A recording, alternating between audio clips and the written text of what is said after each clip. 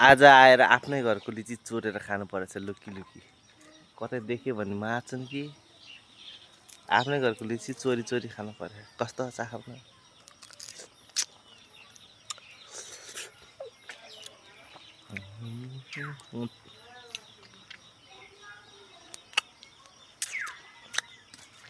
कतै देख्छन् कि भने डर लाग्छ।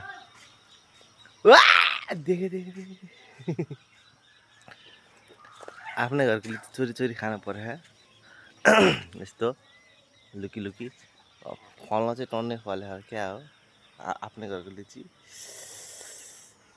ओइ कहाँ लिची खोइ तर ऊ चाहिँ चोरी चोरी चोरी चोरी खानु पर्यो र पो अहिले कतै देख्यो भने गाली गर्लान् लखाटान् घरबाट निकाल्दैलान् भात नदिलान् भन्ने डर लागिसक्यो। त्यही भएर यो दुईवटा खाएर भागिहाल्छ छिटो।